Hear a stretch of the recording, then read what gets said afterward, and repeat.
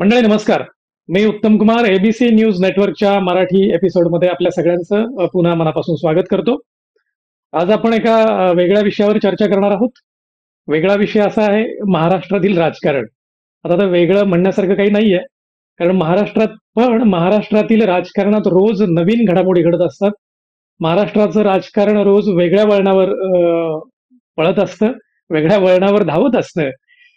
पण महाराष्ट्राच्या राजकारणात आंबेडकरी समाजाची भूमिका ही नेहमी चर्चेत राहिलेली आहे.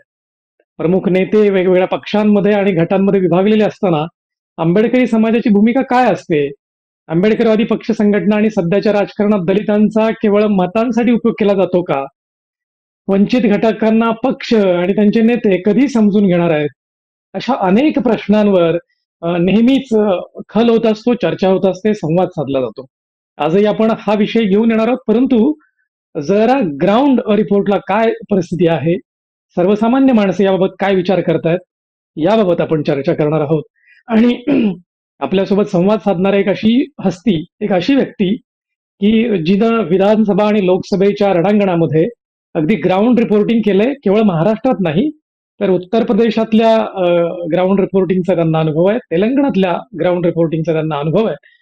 आणि म्हणूनच आंबेडकरवादी समाजाची, पक्षांची, संघटनांची महाराष्ट्राच्या राजकारणात काय भूमिका आहे आणि सध्याची स्थिती काय आहे, या सगळ्यावर बोलण्यासाठी आपण या हस्तीला निवडलंय. या हस्तीचं नाव आहे धनाजीराव कांबळे. धनाजीराव एक वरिष्ठ पत्रकार आहेत आणि एक ख्यातनाम अभ्यासक आहेत, राजकीय विश्लेषक आहेत. मी धनाजीरावांचं या भागामध्ये मनापासून स्वागत करतो. नमस्कार धनाजीराव. नमस्ते. आपण या विषयावर संवाद साधताना मी पहिल्यांदाच तुम्हाला प्रश्न विचारू इच्छितो की सध्या काय स्थिती आहे महाराष्ट्रातील राजकारण आणि आंबेडकरवादी जनता किंवा आंबेडकरवादी समाज, नेमकी काय स्थिती? म्हणजे सुरुवातीलाच आपण जेव्हा आंबेडकरवादी राजकारण किंवा आंबेडकरी पक्ष संघटना यांचा विचार करतो, तेव्हा महाराष्ट्रात कशा पद्धतीचं राजकारण सुरू आहे किंवा महाराष्ट्रामध्ये कशा पद्धतीनं राजकारण केलं जातं, मुळात विशेषतः महाराष्ट्राचा जेव्हा आपण विचार करतो किंवा भारताचा विचार करतो, तेव्हा भारत हा एकमेव असा देश आहे ज्या देशामध्ये जाती व्यवस्था आहे आणि महाराष्ट्रातलं राजकारण हे जातीच्या आणि धर्माच्या आधारे पुढे जाताना आपल्याला दिसतं. म्हणजे आपण जेव्हा बाबासाहेब आंबेडकरांनी ज्या महाराष्ट्रातून दलितांच्या स्वतंत्र राजकारणाची निर्णायक चळवळ सुरू केली होती, तेव्हापासूनचा जर काळ बघितला तर बाबासाहेबांनी शेवटच्या टप्प्यात रिपब्लिकन पार्टी ऑफ इंडियाची स्थापना केली, म्हणजे घोषणा केली आणि त्यानंतर बाबासाहेब गेले. पण त्यानंतरच्या पुढाऱ्यांनी रिपब्लिकन पार्टी ऑफ इंडियाची स्थापना केली रितसर. त्यानंतर त्यांनी त्यांचं राजकारण केलं. पण पुढे काय झालं, पुढे ह्या सामाजिक न्यायाच्या लढाईत प्रत्येकाला महत्वाकांक्षा असते, राजकीय लालसा असते, हव्यास असतो. त्या पद्धतीनं नेते इकडे तिकडे गेले आणि नेत्यांमध्ये फाटाफूट झाली. त्यामुळे आजच्या आपण परिस्थिती बघितली तर लोक गमतीनं रिपब्लिकन पक्ष किंवा रिपब्लिकन पार्टीबद्दल बोलताना गमतीनं म्हणतात की आरपीआय म्हणजे शकलं झालेला पक्ष. पण शकलं झालेला पक्ष असला तरी त्यांचं एक वेगळं अस्तित्व, वेगळं महत्व महाराष्ट्राच्या राजकारणात आहे. कारण आता आपण जर बघितलं तर महाराष्ट्रात अनुसूचित जातीमध्ये 59 जातींचा समावेश होतो आणि एकूण लोकसंख्येमध्ये आपण जर दलितांची संख्या जर बघितली तर ती लोकसंख्या साधारण 12 ते 13% आहे. म्हणजे 288 पैकी साधारण 29 मतदारसंघामध्ये त्यांच्यासाठी राखीव मतदारसंघ आहेत आणि तिथं अनुसूचित जाती जमातीसाठी उमेदवार उभा राहतात. पण मुळात काय होतं की सत्तेचं वाटप कसं होणार किंवा सत्ता नेमकी कोणाच्या ताब्यात राहणार हे इथली जाती व्यवस्था ठरवते. म्हणजे महाराष्ट्राचा विचार केला तर महाराष्ट्रामध्ये मराठा किंवा कुणबी समाज जो आहे तो लोकसंख्येच्या दृष्टीने मोठा आहे. म्हणजे आपण जर महाराष्ट्रातल्या इतर स्थानिक राजकारणाचा किंवा स्थानिक स्वराज्य संस्थांमधला, सहकारी संस्थांमधला जर आपण इतिहास बघितला तर बऱ्याचशा शिक्षण संस्था, कारखाने, सहकारी संस्था या सगळ्या मराठा समाजाच्या ताब्यात आहेत. त्यामुळं मराठा समाज ग्राउंड लेवलवरती आपण विचार केला तर मराठा समाज हा राजकारणात प्रबळ मानला जातो, तो प्रबळ आहे. दलितांचा किंवा मुस्लिमांचा किंवा ओबीसींचा किंवा धनगर असतील, आदिवासी असतील, हे जे समाज आहेत किंवा आता आपण अलीकडच्या काळात आपण जर पारलिंगी समाज किंवा काय म्हणायचं तृतीयपंथी असतील, तर हे जे छोटे मोठे घटक जे आहेत, तर ह्या छोट्या मोठ्या घटकांना सोबत घेऊन त्यांचं अस्तित्व वेगळं दाखवण्याचा प्रयत्न सध्या काही होताना दिसत नाही. म्हणजे काही पक्ष करतात, पण हे प्रस्थापित पक्ष जे आहेत, ते प्रस्थापित पक्ष फक्त या लोकांची मतं घेतात. पण त्यांच्या वाट्याला सत्ता जाईल किंवा ते सत्तेचे भागीदार बनू शकतील किंवा त्यांना सत्तेत काही वाटा देऊ शकता येईल का? याचा विचार कुणीच नेता करताना दिसत नाही. म्हणजे आपण महाराष्ट्राच्या स्थापनेपासून जर विचार केला, तर सुशीलकुमार शिंदे आणि नाशिकराव तिरपुडे ही 2 माणसं सोडली. म्हणजे सुशीलकुमार शिंदे एकदा दलित मुख्यमंत्री झाले आणि तिरपुडे जे आहेत ते एकदा उपमुख्यमंत्री झाले. हे 2 माणसं सोडली तर सत्तेच्या ठिकाणी किंवा निर्णयाच्या ठिकाणी एकही दलित माणूस पोहोचलेला नाही किंवा त्याला तिथं पोहोचू दिलेलं नाही. नाही. म्हणजे आपण जर बघितलं तर प्रस्थापित पक्षांनी दलित नेते आणि त्यांच्या पक्षांना कधीही एकत्र येऊ दिलेलं नाही. म्हणजे ते जर एकत्र आले तर हा जो वंचित शोषित बहुजन समाज जो आहे तो बहुसंख्य नसला तरी त्याचं एक वोटिंग जे आहे ते निर्णायक ठरू शकतं. म्हणजे आता आपण जर म्हणजे स्वायत्त राजकारणाचा आपण जेव्हा विचार करतो, म्हणजे दलितांच्या स्वायत्त राजकारणाचा विचार आपण करतो, तेव्हा हे जे आरपीआय किंवा रिपब्लिकन पक्ष किंवा रिपब्लिकन विचारधारा घेऊन जे पक्ष आंबेडकरी संघटना वगैरे ज्या पुढे जात आहेत, तर त्यांच्या नेत्यांना फक्त त्यांच्या समाजापुरतं मर्यादित करणं, त्यांना व्यापक होऊ द्यायचंच नाही, असा एक प्रस्थापित राजकीय नेत्यांचा डाव असतो. त्यामुळे ते संघटितपणे एकत्र येत नाहीत. पण त्यांनी एकत्र राहू बरोबर. नये अशीच साधारण सामाजिक राजकीय व्यवस्था प्रस्थापित लोक करतात. त्यामुळे मग काय होतं, की हा समाज कोणाच्या मागे जायचं? असं त्याला प्रश्न पडतो, की आता आम्ही जायचं कोणाच्या मागे? म्हणजे बाबासाहेबांच्या विचारानं कांशीराम साहेबांनी एक प्रयत्न सोशल इंजिनिअरिंगचा केला होता. पण त्यांना प्रस्थापित पक्षाने उत्तर प्रदेश वगळता कुठेही विस्तार होऊ दिला नाही. म्हणजे आपण इकडे आता थोड्याफार प्रमाणात बीएसपी आपल्याकडे महाराष्ट्रात पण दिसत असली, तरी त्यांची मतांची टक्केवारी आपण बघितली तर ती काही फार त्याला गृहीत धरावं इतकी नाहीये. म्हणजे कुणाच्या मागे जावं हेच संभ्रमात टाकणारं झाल्यामुळं 2024च्या लोकसभा निवडणुकीत आपण जर बघितलं, तर सामाजिक भान आणि राजकीय भान आलेला हा जो दलित, ओबीसी किंवा वंचित शोषित घटक जो आहे, त्यांनी कोणत्याही नेत्याचं न ऐकता स्वतःहून निर्णय घेतले आणि ज्या पद्धतीनं बरोबर. काँग्रेसनं संविधान धोक्यात आलं आहे वगैरे जे सांगितलं, की संविधान खतरे में है.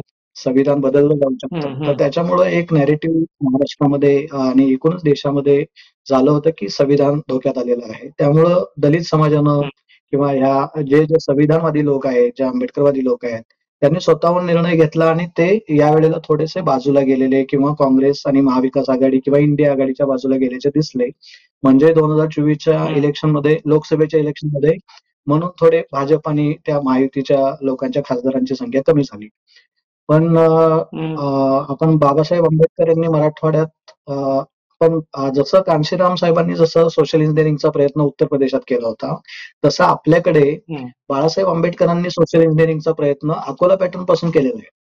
म्हणजे आपण जर तुम्ही बरं. बघितलं तर अकोला अकोला क्षेत्रातल्या महानगरपालिका असेल किंवा जिल्हा परिषद असेल, तर त्या ठिकाणी वंचित शोषित कामगार बहुजन समाज जो आहे किंवा दलित, आदिवासी, ओबीसी आहे, कुणबी समाज आहे, तर त्याला सोबत घेऊन त्याला सत्तेचा भाग बनवणं, मुस्लिम समाजाला सुद्धा सत्तेत वाटा मिळाला पाहिजे अशी भूमिका घेणं, हे बाळासाहेब आंबेडकरांनी केल्याचं दिसतं. म्हणजे खरं म्हणजे स्वतंत्र अस्तित्व निर्माण होण्यासाठी एक मार्ग आहे. म्हणजे तुम्ही कुणाच्या मागे जाणार किंवा तुम्ही कुणाच्या मागे जाताना फक्त त्यांच्या मागे ओढत जाणार का तुम्ही तुमचं एक स्वतःचं अस्तित्व डेव्हलप करणार आणि स्वतःचं राजकारण पुढे महाराष्ट्राच्या समोर मांडणार, हे पण महत्वाचं असतं. म्हणजे 2019ची आणि 2024ची निवडणूक जर आपण बघितली, तर 2019 म्हणजे बाळासाहेब आंबेडकरांनी वंचित बहुजन आघाडी पक्षाची स्थापना जेव्हा केली, त्यानंतरचा म्हणजे त्याच्या आधीची पार्श्वभूमी अशी होती, की भीमा कोरेगावमध्ये एकतर्फी दंगल घडवण्यात आली होती. म्हणजे त्यामुळं हो. त्याचा एक रोष, त्याचा एक राग दलित समाजामध्ये होता आणि त्याचा परिणाम आणि बाकी इतर ज्या त्या काळात ज्या घडलेल्या घटना घडामोडी होत्या, त्याचा परिणाम म्हणजे बाळासाहेब आंबेडकरांनी पुढे जी वंचित बहुजन आघाडी स्थापन केली, तो होता. आणि ते वंचित बहुजन आघाडी स्थापन केल्यानंतर तो म्हणजे दलित, मुस्लिम, ओबीसी या सगळ्यांना एकत्र आणण्याचा तो प्रयत्न होता आणि सगळ्याच समाजातले गरीब, दुर्बल, दुर्लक्षित घटक जे आहेत, ते सुद्धा या सत्तेत सहभागी झाले पाहिजे. त्यांनाही या सत्तेचा वाटा मिळाला पाहिजे, अशी एक व्यापक भूमिका बाळासाहेब आंबेडकरांनी घेतलेली दिसते. पण हे काहीही झालं तरी आता 2024 मध्ये विधानसभेच्या निवडणुकीत मात्र हाच दलित समाज किंवा हाच ओबीसी समाज, हाच मुस्लिम समाज बाळासाहेब आंबेडकरांच्या मागे राहिल्याचं आपल्याला दिसलं नाही. त्याचं कारण म्हणजे संविधान बचाव ही भूमिका आहे म्हणजे हम्म, जी काँग्रेसनं नंतरच्या काळात वापरली, पण तिचा मुळात पहिला संविधानाचं रक्षण करणं आवश्यक आहे, संविधानाचा बचाव करणं आवश्यक आहे. ही भूमिका पहिल्यांदा बाळासाहेब आंबेडकरांनी मांडली होती. आणि तीच बरोबर. भूमिका नंतर हम्म, सातत्याने ती पुढे 5 वर्ष टिकवून ठेवता आली नाही. त्यामुळे तोच मुद्दा राहुल हम्म, गांधी आणि काँग्रेसने उचलला आणि त्यांना त्याचा फायदा झाल्याचं आपल्याला दिसतं. पण दिसतंय. त्यानंतर एक हां, पण एक दलितांमध्ये एक पॉलिटिकल मॅच्युरिटी आल्याचं आपल्याला दिसतंय. म्हणजे मराठवाड्यातल्या दंगली असतील किंवा मराठवाड्यातला नामांतराचा हम्म, लढा असेल किंवा वरळीची दंगल असेल हम्म, किंवा भागवत जाधव यांची हत्या झाली होती ती घटना असेल किंवा रमाबाई नगरचा हत्याकांड असेल, खैर लांजा असेल आणि आता हम्म, अलीकडे आपण बघितलं तर परभणीमध्ये सोमनाथ सूर्यवंशी नावाच्या तरुणाची पोलिसांच्या मारहाणीमध्ये जी हत्या झाली, खून झाला. हम्म, हम्म, ती घटना असेल तर त्याच्यामुळे दलित समाज आत्ता म्हणजे दलित समाजावर अन्याय अत्याचार होण्याचं प्रमाण कमी झालेलं नाही. म्हणजे खैर लांजेची घटना आजही लोक विसरलेले नाही. म्हणजे जेव्हा दलितांवरती हम्म, अन्याय अत्याचार होतो, तेव्हा हे प्रस्थापित पक्षांचे लोक जे आहेत, नेते जे आहेत, हे केवळ मतांसाठी हे 5 वर्षातनं एकदा दलित वस्त्यांमध्ये, दलित वाड्यांमध्ये किंवा बौद्ध समाज जिथं आहे तिथं जातात. पण प्रत्यक्षात जेव्हा त्यांच्यावरती हम्म, अन्याय अत्याचार होतो त्यावेळेला त्यांच्याकडे ते फिरकूनही बघत नाही.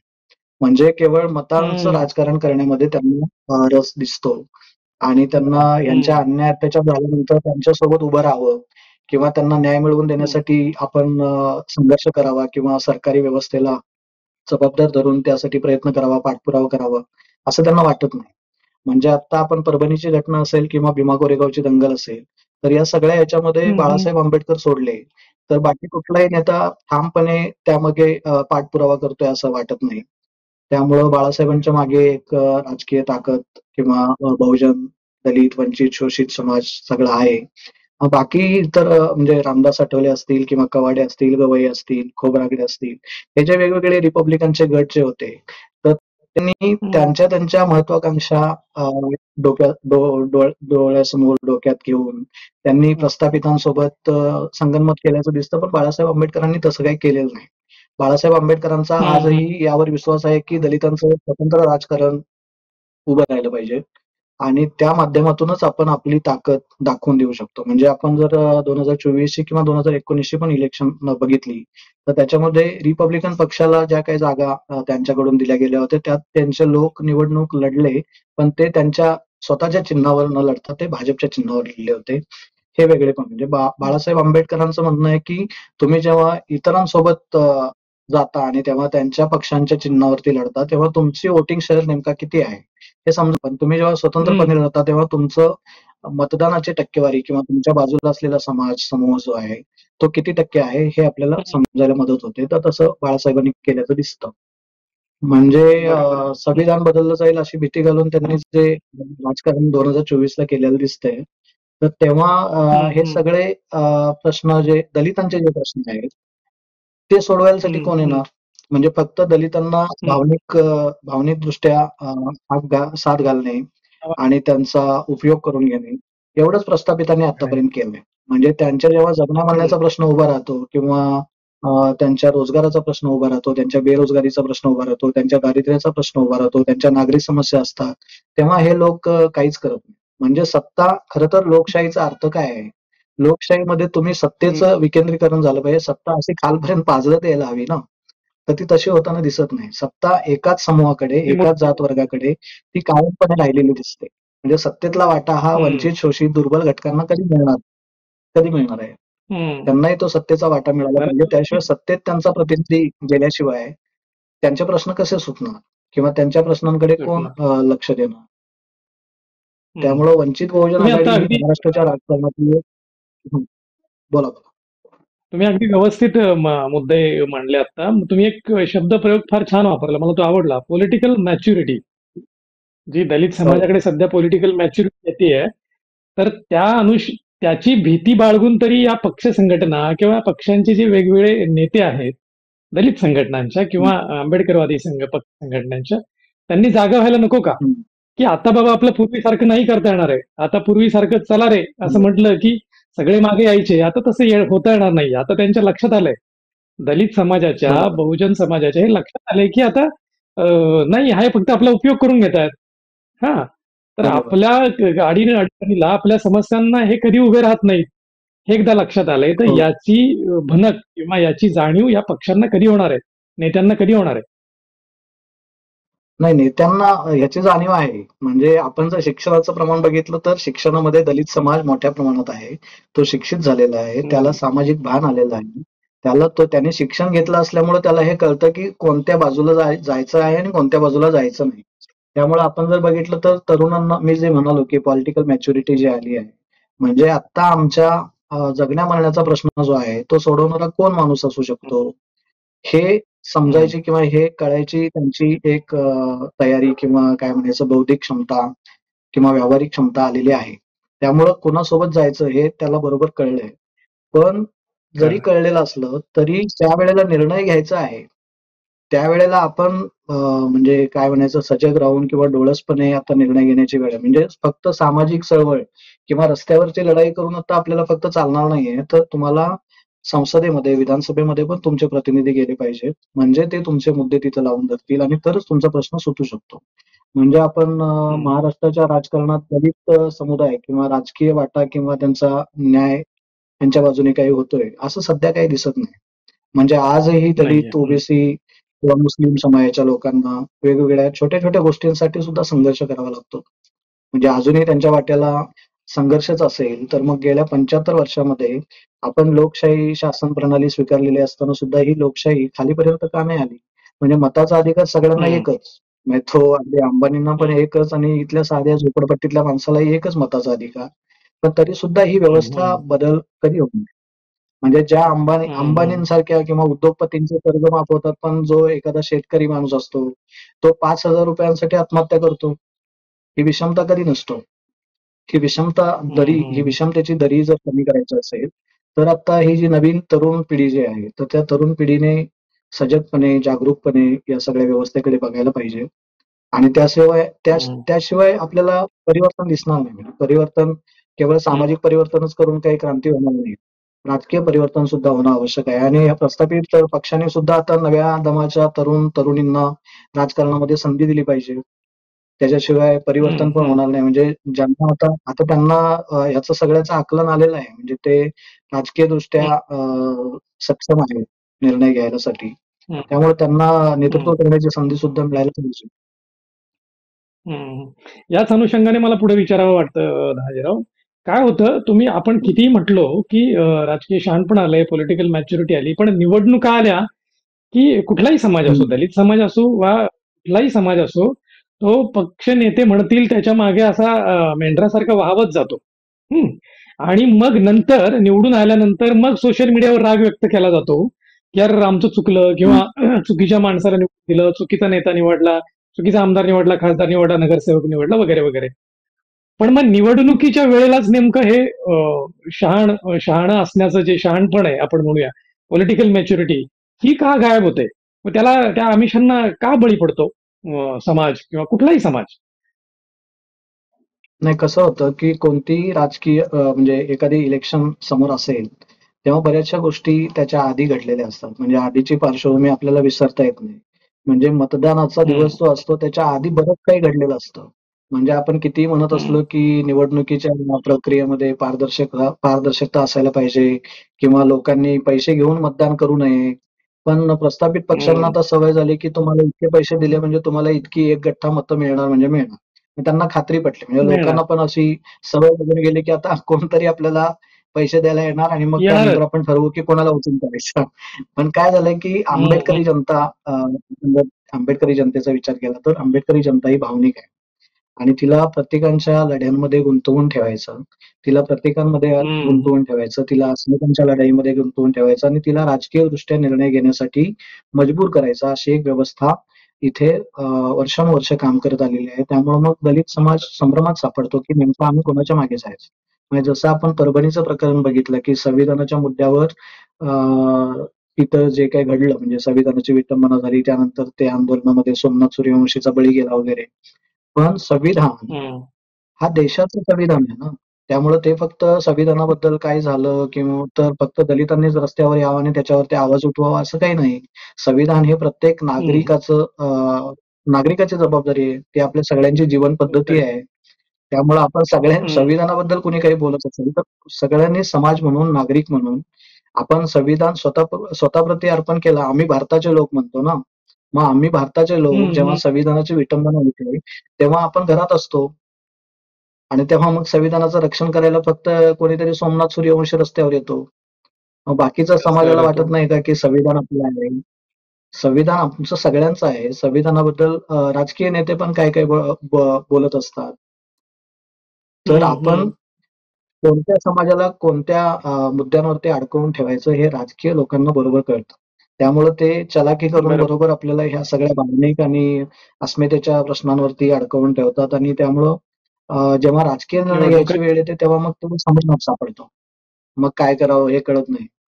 आणि आता नेत्यांची अवस्था आपण बघितली तर नेते पण स्वतःचं राजकारण, स्वतःची खुर्ची, स्वतःचा हम्म. म्हणजे हम्म. आत्मसन्मानाचं आणि स्वतंत्र राजकारणाचं जे बाबासाहेबांनी स्वप्न पाहिलं होतं.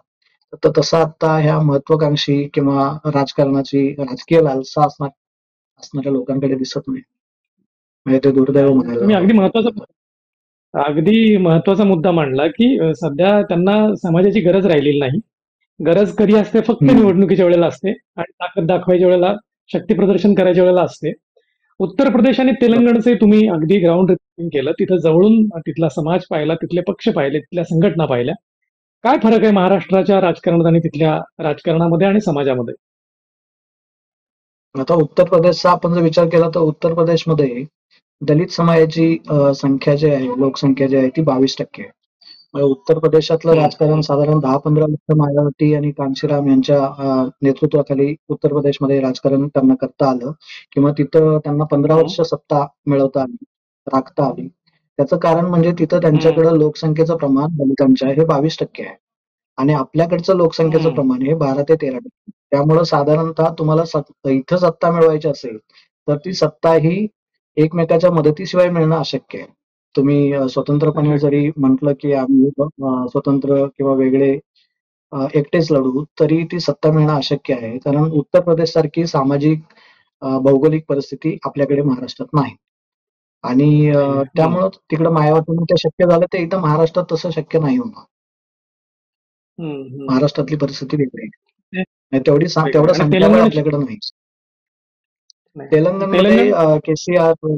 के. चंद्रशेखर राव मुख्यमंत्री असताना किंवा त्याच्या आधी हम्म. त्यांनी जो काही राज्यकारभार केला, त्यावेळेला तिकडचे जे दलित आदिवासी लोक जे आहेत, तर त्यांच्यासाठी त्यांनी आता आपल्याकडे जशी लाडकी बहीणची योजना जी आत्ताच्या सरकारनं आणली आहे, त्या पद्धतीनं के-सी-आर सरकारनं त्या ठिकाणी तेलंगणामध्ये ज्या दुर्बल घटकांसाठी ज्या योजना राबवल्या आहेत, त्या योजनांमुळे ते त्यांचं सरकार टिकवू शकले होते. पण यावेळेला मात्र त्यांच्याकडे हम्म. ते परिवर्तन घडलं कारण लोकांना सारखे तुम्ही जे भाजपवाले जसं म्हणतात, की हे जे रेवडी रेवडी पद्धत जी आहे, म्हणजे खैरात वाटणे जे हम्म. आहे, तर ती पद्धत बंद झाली पाहिजे. पण हम्म. हे नुसतं लोक हे बोलत असतात, पण प्रत्यक्षात ते तेच करत असतात. हा वेगळा करत मुद्दा. असतात. पण तरी सुद्धा तेलंगणामध्ये काय झालं, तेलंगणामध्ये म्हणजे आपल्याकडं तेलंगणामध्ये शिकलेले लोक जास्त आहेत. म्हणजे शिक्षण त्यांच्याकडचा हा महत्वाचा मुद्दा आहे, की ते शिक्षित लोक आहेत. त्यांच्याकडे म्हणजे दक्षिणेतला विचार केला तर केरळ असेल किंवा तामिळनाडू असेल किंवा तेलंगणा, हैदराबाद असेल, हे आंध्र प्रदेश असेल, हे सगळे लोक एज्युकेटेड लोक आहेत. आणि हम्म. हम्म. एज्युकेशन ही अशी गोष्ट आहे, जी तुम्हाला स्वतः आत्मभान देते.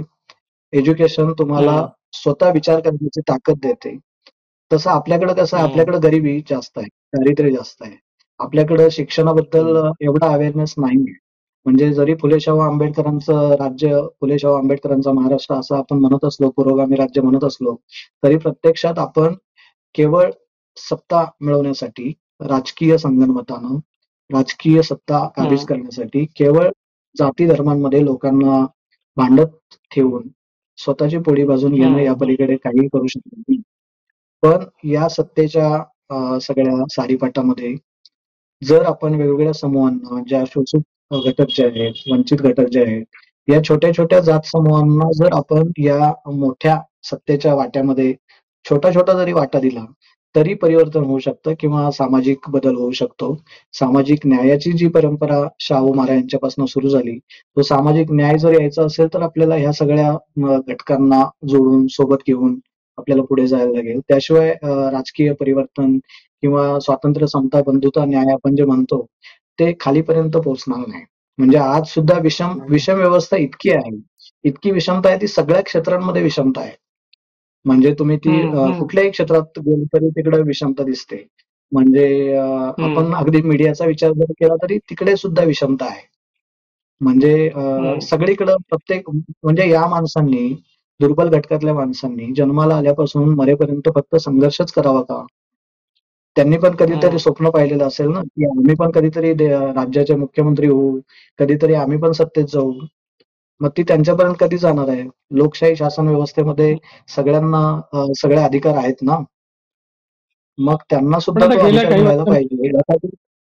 हां, बोला, बोला. गेल्या काही वर्षामध्ये असं दिसतंय एकूण आतापर्यंत आपण चर्चा केली की दलित समाजाला किंवा बहुजन समाजाला त्या त्या त्या संघटना किंवा त्यांच्याशी बांधील असलेले पक्ष हे वापरून घेत आहेत किंवा उपयोग करून घेत आहेत हं, वगैरे वगैरे याच्यावर आपण चर्चा केली. पण गेल्या काही वर्षातलं चित्र थोडं हं. आणखी पुढे जाणारं असं आहे की या पक्षांनाच काही प्रस्थापित पक्ष वापरून घेतात. गरजेपुरते त्या त्यावेळेला आपल्या खनपटीला घेतात आणि सत्ता मिळवण्यापुरते वगैरे असं आहे. हा ट्रेंड सेट होऊ पाहतोय का गेल्या काही वर्षातला? हां, तुमचं म्हणणं बरोबर आहे. म्हणजे फक्त माझी खुर्ची शाबूत राहिली की बस. बाकी समाजाचं हं. काय होतं याच्याशी मला काही देणं-घेणं नाही. अशी सध्याची परिस्थिती हं. राहिलेली आहे. म्हणजे आपण जर पॅन्थरचा काळ जर बघितला, तर पॅन्थरच्या वेळेस हो. जो जोश त्यांच्यामध्ये होता, म्हणजे तेव्हाचे नामदेव ढसाळ असतील, अर्जुन डांगळे असतील, जवी पवार असतील, राजा ढाले असतील, रामदास आठवले असतील, ह्या सगळ्यांमध्ये तो जो जोश होता, तो आता राहिलेला नाही. म्हणजे तेव्हाची परिस्थिती अशी होती, की तेव्हा दलित समाजाला घरात घुसून लोक मारत होते. पण तेव्हा पॅन्थरमुळं ती एक परिस्थिती कंट्रोलमध्ये आली. पण हं. नंतरच्या काळात लोकांनी स्वतःचा राजकीय स्वार्थ फक्त बघितला आणि त्यामुळे त्यांनी समाजाला हं. वाऱ्यावर सोडून स्वतःची खुर्ची कशी शाबूत राहील किंवा मला मंत्रिपद कसं मिळेल?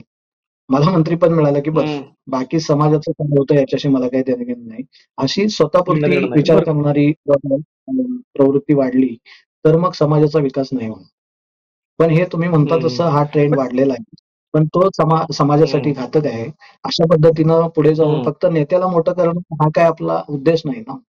म्हणजे आपल्याला नाही जर आहे. मूलभूत परिवर्तन घडवून आणायचं असेल, तर आपल्याला समाजाला पुढे घेऊन जायला पाहिजे. म्हणजे नेता कोण असतो? नेता असा असतो, जो थोडा पुढं असतोच, पण तो इतक्याही पुढे असू नये, की त्याला मागची जनताच दिसत नाही. त्याने एक हं. अंतर, निश्चित अंतर ठेवून त्यांनी समाजाबरोबर राहिलं पाहिजे. पण समाजासोबत हं. तो नेता राहिला नाही तर जनता पण नेत्याला बाजूला करू शकते. कारण जनता ही सार्वभौम असते. नेता तात्पुरता असतो. हं. नेता नव्याने जन्माला येऊ शकतो. समजा मी मगाशी म्हणालो तसं, तरुणांना जर तुम्ही संधी दिली, त्यांना नेतृत्व करण्याचं जर तुम्ही एक काय म्हणायचं, तिथं जर संधी दिली नेतृत्वाची, तर त्यांच्यातून एखादा नेता जन्माला येऊ शकतो, निर्माण होऊ शकतो. हं. हं. त्यामुळं नेत्यांनी आता असं हां, काही पण वाटून घेण्याचं कारण नाही, की आता आमच्याशिवाय दुसरं कोणी नाही. दुसरे नवे नेते, अगदी, अगदी नवे खरं आहे. नेतृत्व निर्माण होऊ शकतात. हं. मला याच्यात एक जोड देऊ वाटतो, की अ, पहा ना, म्हणजे काही प्रस्थापित पक्षांची जी आपण चर्चा करतोय, प्रस्थापित पक्षामध्ये असंख्य नेते आहेत. तर त्यांनी निर्माण केले हो, नेते. एकच एक नेता असं नाही. बरोबर. काही महानेते आहेत, पण बाकी नेते पण हो, बऱ्याच म्हणजे प्रांतानुसार, विभागानुसार मोठे-मोठे नेते तयार झाले. मोठी-मोठी मोठ्या-मोठ्या हो, शक्ती तयार झाल्यात. हां. तसं बरोबर. दलित समाजाकडे पाहता किंवा आंबेडकरवादी समाजाकडे पाहता मोजकेच नेते तयार सुशिक्षित समाज झालेला आहे आता. बरेचसे तरुण मंडळी शिक्षित झालेली आहेत. बरीचशी परिवर्तनवादी चळवळीमध्ये सहभागी आहेत. मग अशा सर्व संघटनांनी मिळून किंवा तरुणांनी मिळून नवनेतृत्व किंवा नव्याने काही समाजाला वेगळ्या वाटेवर घेऊन जाण्याचा प्रयत्न, अशा काही चळवळी सुरू करायला नकोत का? नाही, आपण तुम्ही म्हणता तसं शक्य आहे. पण एखादा हं. पक्ष चालवणं किंवा एखाद्या पक्षाचं किंवा एखाद्या समाजाचं नेतृत्व करणं, हे एवढी आपण जेवढी हं. वाटते तेवढी सोपी गोष्ट नाही. म्हणजे त्याचं मॅनेजमेंट बरोबर. आणि सगळंच म्हणजे एकूण तो समूहाचा जो हं. प्रश्न असेल तो. म्हणजे आपण उत्तर प्रदेशात आता आपण चंद्रशेखर आझाद म्हणजे रावण जे हं. आझाद हं. पक्षाचे आहेत, तर हं. भीम आर्मीचे आहेत, भीम आर्मीचे. तर बरं. त्यांनी हं. स्वतःची ताकद निर्माण करून ते आता खासदार झाले. हं. मग त्यांना त्यांना ही मानणारा इकडे एक वर्ग आहे. तसं तसं आपल्याकडं हे जे आता नेते जे दिसतात म्हणजे रामदास आठवले असतील, कवाडे असतील, बाळासाहेब आंबेडकर असतील किंवा हे बाकीचे रासू गवई वगैरे असतील. हे सगळे हम्म, हम्म. नेते हे त्यांच्या पद्धतीनं हेही लढतच होते. त्यांनी खूप संघर्ष करूनच इथपर्यंत ते पोहोचले. म्हणजे तेही काही सहज त्यांचं नेतृत्व उभं राहिलेलं नाही. परंतु आता काय बरोबर झालंय, बरोबर. की प्रस्थापित पक्ष जे आहेत, म्हणजे जसं मी मगाशी म्हणालो, की आंबेडकरवाद आणि आंबेडकरवादी जनता, आंबेडकरी विचार याची सगळ्यात जास्त या लोकांना प्रस्थापितांना भीती वाटते. कारण आंबेडकरवादी माणूस जो हम्म, आहे, तो निर्भीडपणे आणि स्वाभिमानानेच तो समोरच्या माणसाला उत्तर देतो. तो कधीही बरोबर. गुलामासारखा आता राहणार नाही. कारण तो शिक्षित झालेला आहे. त्याला बाबासाहेबांनी दिलेलं संविधान माहिती आहे. तो स्वातंत्र्य, समता, बंधुता, न्याय या तत्वांना घेऊनच पुढे जातो. त्यामुळं हम्म, हम्म, आणि काय झालं प्रस्थापित पक्षाने काय केलं? प्रस्थापित पक्षांच्या नेत्यांनी आता मी नावं घेत नाहीये, पण तुम्हाला लक्षात येईल. हम्म, प्रस्थापित पक्षांच्या नेत्यांनी दलितांमधनं जे नेतृत्व पुढे आलं, त्या नेतृत्वाला त्यांच्यापुरतंच मर्यादित करून, म्हणजे त्या समाजापुरतंच मर्यादित अगदी करून, त्याला एखादं काहीतरी छोटं काहीतरी एखादं महामंडळ, एखादं काहीतरी महामंडळ. राज्यमंत्रीपद किंवा एखादं मंत्रिपद दिलं. त्याचं जे हा, हा, हा. काय म्हणायचं व्यापकता त्याची जी होती किंवा व्यापक नेतृत्व जे निर्माण होणार होतं, ते तिथंच खंडित केलं आणि त्याला आपल्या पक्षात घेऊन एक छोटासा भाग हम्म, बनवून दाखवलं, की हां, तुमचं आम्ही नेतृत्व स्वीकारलेलं आहे किंवा तुमच्या समूहाला पण न्याय मिळाला पाहिजे म्हणून आम्ही तुम्हाला आमच्या पक्षात स्थान दिलेलं आहे. असं आता बऱ्यापैकी हम्म, सगळ्याच हम्म, पक्षांनी छोट्या-छोट्या घटकांना आपल्याकडे घेतले. म्हणजे आता आपण जर महाराष्ट्रातल्या राजकारणाचा विचार करतोच आहे, तर वेगवेगळ्या पक्षांमध्ये सगळ्याच पक्षांमध्ये प्रस्थापित पक्षांमध्ये मते कोणत्याही विचारधारेचे हम्म, असले तरी त्यांच्याकडे प्रत्येक जात समूहातला एक तरी नेता आहे. कशासाठी? कारण बरोबर. त्यांना हे पूर्णपणे कळून चुकलेलं आहे, की जातीच्या आणि धर्माच्या आधारावरच आपण महाराष्ट्रात राजकारण करू शकतो. हे त्यांना करू कळलंय. शकतो. हम्म, हम्म, त्यामुळेच त्यांनी छोटे-छोटे हम्म, पॉकेट्स जे आहेत, तिथं मग कोणत्या समाजाची मतं जास्त आहेत. म्हणजे आपला आमदार खासदार निवडून यायसाठी साधारण 35% ते 40% मतं मिळाली, की आपला आमदार खासदार निवडून हम्म, येऊ शकतो. मग आपला आमदार खासदार निवडून हम्म, येण्यासाठी समजा एखाद्या समाजाची आपल्याला 1 गठ्ठा मतं मिळाली, तर मग त्यांचा हम्म. विजयी होण्याचा मार्ग मोकळा होतो. म्हणून मग ते पण आपल्याला हे चांगलं लक्षण छोटी-मोठी ठरता येईल. आमिषं दाखवून हॅलो? पण हे या सकारात्मक बाजूनी जर पाहिलं, सकारात्मक बाजूनी पाहिलं ते चांगलं पण लक्षण आहे ना. आपण असंही म्हणजे सत्तेत सहभागी तर करून घेतलंय ना, असं पण म्हणू शकतो आपण, की नाही? नाही सहभागी करून घेतला असं आपण एका अर्थाने म्हणू शकतो. पण कसं होतं, की सत्तेत तुम्हाला फक्त घेतलं, पण तुम्हाला अधिकारच दिले नाहीत. तर हं, काय करायचं? म्हणजे उदाहरणार्थ एखाद्या हं, हं, गावचा सरपंच आरक्षण असतं म्हणून तो दलित असतो. आरक्षण हं, मिळालं, आरक्षण पडलं समजा दलित एस-सी जागेसाठी सरपंच पदाचं आरक्षण पडलं. तर एखादा हं, जो आपल्या ऐकण्यात असतो, ज्याला उठ म्हटलं की उठ, बस म्हटलं की बस असं असेल, त्याला सरपंच पद द्यायचं. हं, मग म्हणायचं की आम्ही तुम्हाला तुमच्या ह्याच्यानुसार दिलं हां. पण त्याला अधिकारच काही द्यायचे नाहीत. सगळा कारभार जर तिथला हं, मराठा समाज किंवा तिथला जो वर्चस्व असणारा जात समूह आहे, तोच जर सगळा गावचा कारभार करणार असेल, तर मग दलित सरपंच असून उपयोग काय? असं आता होतंय ना. हं, म्हणजे एखादा हं, हं, सामाजिक हं, न्याय मंत्री असतो. तर सामाजिक न्याय मंत्रालयाचा मंत्री, त्याला मंत्री तर केलं, पण त्याला अधिकारच दिले नाहीत. तर त्याचा उपयोग काय हं, होणार? हं. अशी परिस्थिती ओके. सगळीकडे आहे. बरोबर. अगदी त्यामुळेच महत्वाचे बाळासाहेब मुद्दे आणि आंबेडकरांचं राजकारण जे आहे ते त्याचं वेगळेपणच हे आहे, की आम्ही कुणाच्या ओके. तरी मागे ओढत जाऊन त्यांच्या मागचं म्हणजे कसं होतं, की आता बऱ्याच वेळा आता 2024चं इलेक्शन असेल किंवा त्याच्या आधीचं इलेक्शन असेल, तर महाविकास आघाडी, इंडिया आघाडी यांच्यासोबत बाळासाहेब आंबेडकरांनी जावं, असाही एक विचार तेव्हा हं, आला होता आणि त्याच्या चर्चा पण सुरू होत्या. पण मग त्यांना सत्तेत वाटा हं, देताना मग किती जागा द्यायच्या? मग त्या जागा हं, दिल्यानंतर त्या निवडून आणण्यासाठी हे लोक प्रयत्न करणार का फक्त बाळासाहेब आंबेडकरांच्या पक्षासोबत असणाऱ्या लोकांनीच व्होटिंग करायचं आणि हे यांना पण करायचं आणि त्यांना पण करायचं? म्हणजे हे ओके. हं, काय होतं, की तुम्हाला तुमच्या आघाडीमध्ये सामील करून घेतल्यानंतर दलित समाजाला किंवा ओबीसी समाजाला, बहुजन समाजाला, मुस्लिम समाजाला, तर तेव्हा त्यांना वाटा देत असताना तुम्हाला तुमच्या लोकसंख्येच्या प्रमाणात किती सीट्स किंवा किती जागा तुमच्यासाठी सोडल्या जाणार आहेत आणि त्या सोडल्या जात असताना त्यांची मतं तुम्हाला मिळणार आहेत. पण त्यांच्या पक्षाच्या उमेदवारांना तुमच्याकडची मतं मिळणार आहेत का याचं काही कुणाला खात्री देता येत नाही. बरोबर, म्हणजे बरोबर. हं, समजा हं, बाबासाहेब आंबेडकरांनी महाविकास आघाडीत सामील झाले आणि त्यांना समजा काय 5-10 जागा जरी मिळाल्या, तरी इकडं आम्हाला 5-10 जागा मिळाल्या म्हणून बाळासाहेब आंबेडकरांच्या सोबत असणारा कार्यकर्ते जे आहेत किंवा जो समूह वेगवेगळ्या जात घटकातून येतात, तर ते सगळे लोक आघाडी धर्म पाळायचा म्हणून त्या सगळ्या इतर समाजातल्या लोकांना पण महाविकास आघाडी किंवा इंडिया आघाडीच्या लोकांना पण मतदान करणार. पण बाळासाहेब आंबेडकरांनी जे बरोबर. उमेदवार उभे केले आघाडीमधून, त्यांना इकडच्या लोकांची मतं मिळतीलच याची काही खात्री देता येत नाही. कारण निवडून येण्याचं प्रमाण हे कमी आहे. त्यामुळं फक्त नुसतं धनाजीराव सोबत तुम्ही घेण्याला काही अर्थ नाही. धनाजीराव तुम्ही अत्यंत मुद्देसूद आणि अतिशय परखड अशी मांडणी केली. आंबेडकरवादी समाज आणि सध्याचं महाराष्ट्राचं राजकारण, त्याचबरोबर आपण उत्तर प्रदेश आणि तेलंगणाचाही जरा फेरफटका मारला, कारण तिथून तुम्ही बऱ्यापैकी तिथलाही आपला अभ्यास चांगला आहे. आणि महाराष्ट्राच्या राजकारणावर आपण यथासांग अशी चर्चा केली, संवाद साधलात. त्याबद्दल एबीसी न्यूज नेटवर्कच्या मराठी विभागातर्फे मी आपल्या मनापासून आपल्याला धन्यवाद देतो. आपण या ठिकाणी थांबूयात आणि भेटूयात पुढच्या भागात. धन्यवाद. ताज्या बातम्यांसाठी पाहत रहा एबीसी मराठी न्यूज.